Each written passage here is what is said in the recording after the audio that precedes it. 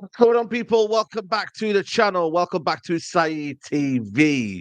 Listen, you may have seen the title, but I'm going to give you an unbiased opinion about Jurgen Klopp. There's been a lot of discourse online.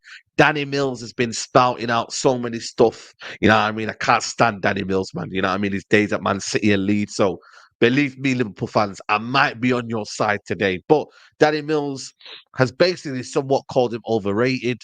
There's been a lot of discourse around Jurgen Klopp recently about, you know what? Where does he stand in terms of legacy as a manager in the Premier League? I think he's the longest serving manager in the Premier League, I believe.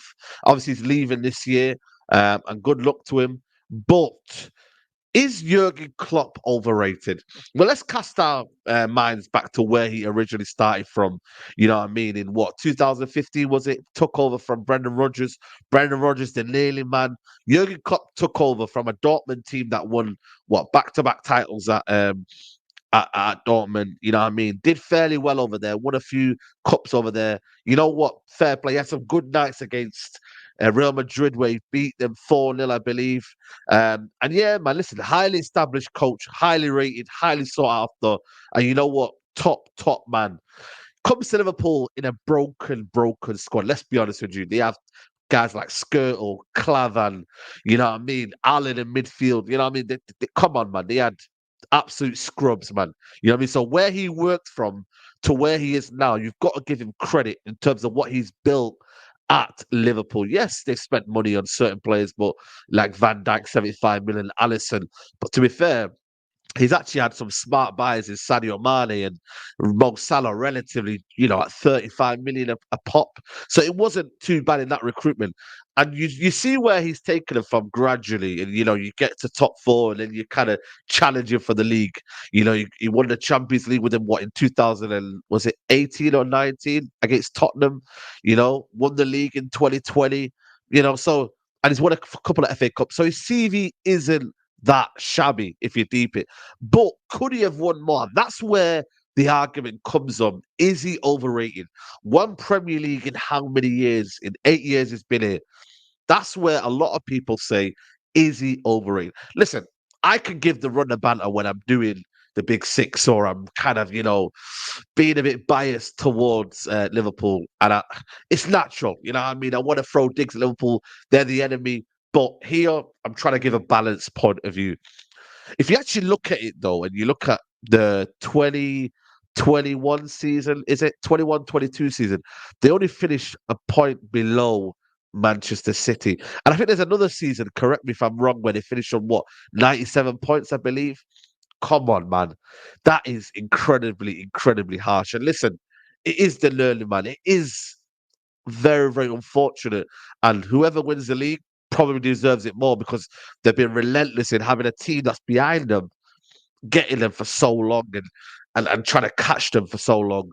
I look at Jurgen Klopp's legacy and I look at him and I'm like, what he has built at Liverpool, though, it somewhat kind of needs to be admired in that what he's created in philosophy and the image. They've had some big managers in the past like Bill Shankly and the guys that Daglish in generations of people that come in and done it basically and won European trophies, then you have to come here and basically create your own legacy, you know what I mean? Especially if you're a foreign manager as well. It's very difficult, man, to come in and establish and let people know that, yo, man's got this in it. You know what I'm saying to you? And in his time, when you actually look at it and you look at his style of play, I think that's probably been the most impressive. The way that Jurgen Klopp plays, everybody knows a Jurgen Klopp team. The way they press you, the way they hound you, the way they just create overloads, and it's just it's chaos football sometimes. Yeah, it can be controlled, but it's chaos, it's relentless, like it's energy, bam, bam. And that's why he had the likes of Salah and Mo and Sadio Mane and these guys that were just relentless in what they do. And obviously he bought the main guys in like Van Dijk and Allison just to kind of shore it up. And listen, they've been competitive barring a few odd seasons, you know what I mean? One in lockdown, one last season when they finished in the, I think, fifth. Did they finish fifth? Just below Man United. So when you actually look at them, for large parts of their team, they've been very competitive. So if you look at his honours, what we're looking at, every single trophy he's won, basically. So that's not bad. But could he have won more? That is the question everybody's asking. Liverpool fans, I want to ask you guys: does Jurgen did just should Jurgen Klopp have won more in his time at Liverpool? Should he have won more Champions Leagues? You're looking at the Real Madrid team again. You're facing a special team. Is Jurgen Klopp unlucky? You're facing a special Man City team, and you're facing a special Real Madrid team. You know, you lost in what 2018. You lost in 2021. You know, it's fair. It ain't easy. That's what I'm saying to you guys. It ain't easy. And this is and also then raise the question of where does he sit in the ranks of the top manager? I've always said to me, yeah, I've always said to myself, yeah, I don't think he sits on the Alex Fergusons, the Mourinho's, and the Pep Guardiolas. That's just my point of view. I always think to myself, he's not elite, but he's still elite. He's still a very much world class coach. But does he sit on the guys that have done it consistently, year after year, won trophies after trophies? Talk about the Premier League. You know what I'm saying? And yeah, he can say financially he's a bit restricted in that aspect to certain players and whatnot. And listen, that's down to FSG. It's the wrong card he's been dealt with. Unfortunate. But these other guys, Alex Ferguson, would just replenish. And there's a few moments in Jurgen Klopp's career that he thought to himself, could he have done better with this side? And could he have replenished certain aspects of this side quickly? You know what I mean? Let players go and whatnot. So I don't know. That's why I think with Alex Ferguson, God, these are geniuses. You know what I mean? Mourinho in his time, genius. You know what I mean?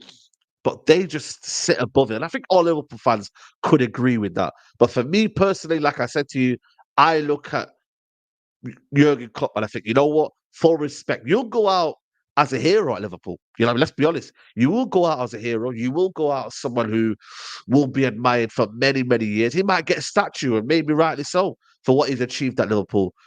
But like I said to you, I think the word overrated, I think that's a bit harsh.